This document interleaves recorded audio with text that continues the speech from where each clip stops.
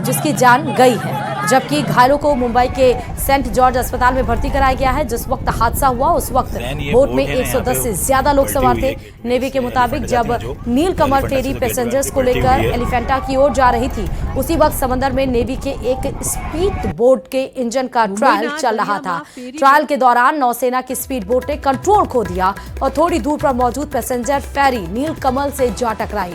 इस टक्कर से पैसेंजर फेरी में छेद हो गया और पानी भरने लगा। नेवी ने कोस्ट गार्ड और मरीन पुलिस की मदद से तुरंत राहत बचाव का काम शुरू किया।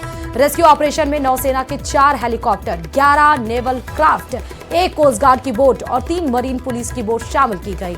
नेवी के जवानों ने 101 लोगों को सही सलामत रेस्क्यू कर लिया है। तस्वीरें कल शाम 4 बजे की हैं। आप देखिए, जब 110 यात्रियों से भरी हुई ये बोट जा रही थी, उसी दरमियान जब नौसेना की एक बोट ट्रायल पर थी, उसने अपना आपा खोया और जाके टकरा गई कोस्ट गार्ड में, और उसके बाद ये बोट में छेद हुआ और उसके बाद से ये पूरा हादसा घटित हुआ। हालांकि तुरंत रेस्क्यू ऑपरेशन चलाया गया, लेकिन फिर भी 13 लोगों की उसमें जान चली गई। हादसे में नेवी के 3 कर्मियों की भी जान गई है।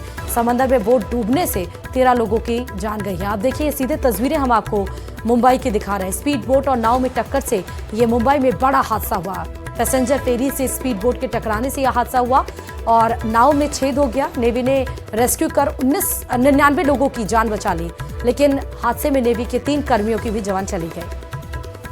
और इस हादसे पर मुख्यमंत्री देवेंद्र फडणवीस ने रात 8:25 पर विधानसभा में जानकारी देते हुए बताया कि रेस्क्यू किया गया लोगों को अस्पताल में भर्ती कराया गया है। राज्य सरकार सभी मृतकों के परिजनों को 5 लाख रुपए देगी। उन्होंने कहा कि पुलिस और नेवी मिलकर इस हादसे की जांच करेगी। इस एक्सीडेंट में तकरीबन 101 लोगों को सुरक्षित बचा लिया गया है, किंतु 13 लोगों की मृत्यु इसमें हुई है। इन 13 लोगों में 10 सिविलियंस है और 3 नेवी के लोग हैं जिनकी मृत्यु हुई है।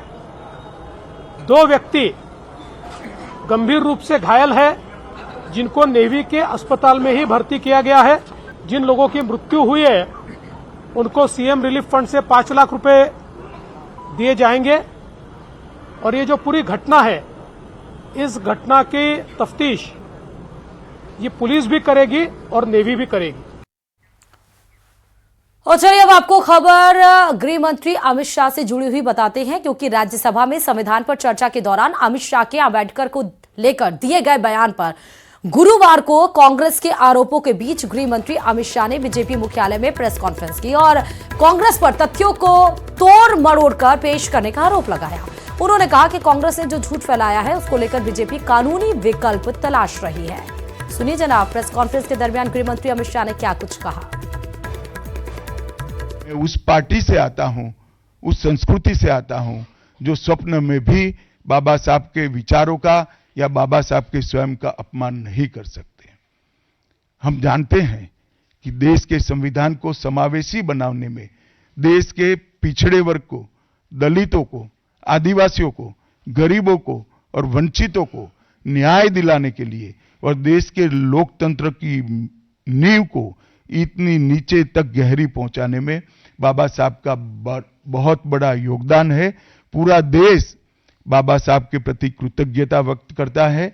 कम से कम हम तो ऐसा नहीं कर सकते जिससे बाबा साहब का अपमान हो पाए। खड़गे जी मेरा इस्तीफा मांग रहे हैं, इनको आनंद होता है तो शायद मैं दे भी दूं, मगर इससे इनकी समस्या का अंत नहीं है। अभी 15 साल तक कम से कम उनको वही जगह पे बैठना है जहां वो बैठे हैं। खड़गे साहब, मेरे इस्तीफे से आपकी दाल नहीं गलने वाली है।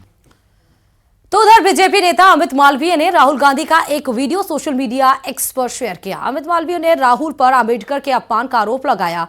अमित मालवीय ने कहा कि इस वीडियो में दिखाई दे रहा है कि महाराष्ट्र में आयोजित एक कार्यक्रम में राहुल गांधी ने अंबेडकर को छोड़कर हर किसी की फोटो को माला पहनाई है।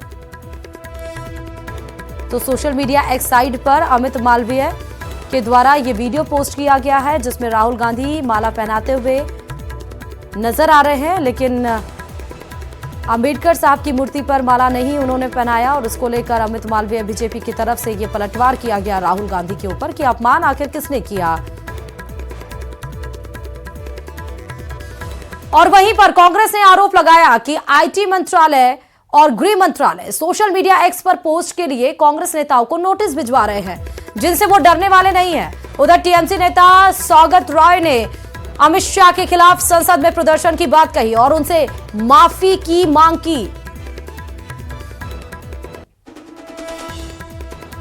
गलत नहीं किया है बाबा साहब का। आप जब जब अपमान करिएगा हम किसी मुस्तैदी से चट्टान की तरह आपको खड़े नजर आएंगे। आप ट्विटर को लिखकर बोल रहे हैं इनके बयान डिलीट कराओ, आप हम लोगों को मेल भिजवा रहे हैं, आपकी आईटी मिनिस्ट्री और मिनिस्ट्री ऑफ होम अफेयर्स भी इसमें जुट गई है।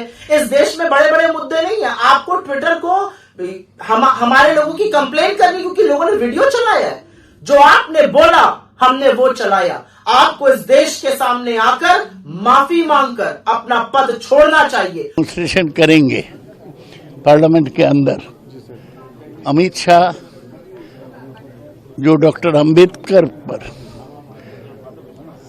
टिप्पणी किया, उसे वो माफी नहीं मांगने से हम प्रदर्शन करते ही रहेंगे। तो चलिए सूत्रों के हवाले से खबर आपको बता रहे हैं, जहां पर कांग्रेस के लोकसभा और राज्यसभा के सांसद बाबा साहेब अम्बेडकर के मुद्दे पर गृह मंत्री के बयान के खिलाफ संसद से विजय चौक तक प्रदर्शन मार्च कर सकते हैं। विपक्ष के दूसरे दलों को भी इस मार्च में शामिल करने की बातचीत हो रही है। आज सुबह 9:30 बजे कांग्रेस के लोकसभा सांसदों की संसद भवन में बैठक है, जिसकी अध्यक्षता राहुल गांधी करेंगे और इस बैठक में अम्बेडकर मुद्दे पर रणनीति बन सकती है। बताया यह भी जा रहा है कि संसद में सुबह करीब 10:30 बजे कांग्रेस प्रदर्शन करेगी।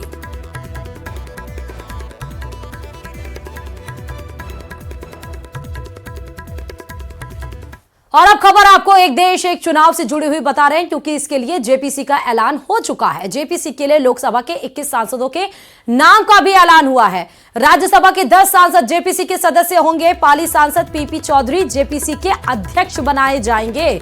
जेपीसी में कांग्रेस सांसद प्रियंका गांधी का भी नाम शामिल है। बांसुरी स्वराज, अनुराग ठाकुर जेपीसी में शामिल होंगे। वहीं संबित पात्रा, अनिल बलूनी, मनीष तिवारी जेपीसी के सदस्य हैं। साथ ही धर्मेंद्र यादव, कल्याण बनर्जी और सुप्रिया सूले जेपीसी में हैं। तो बता दें कि 17 दिसंबर को केंद्रीय मंत्री अर्जुन राम मेघवाल की तरफ से जेपीसी का बिल लाया गया। उसके बाद विपक्षी दलों ने इसका विरोध किया। विपक्षी दलों ने यह कहा कि इसको जेपीसी में भेजना चाहिए। अब नामों का ऐलान किया गया है।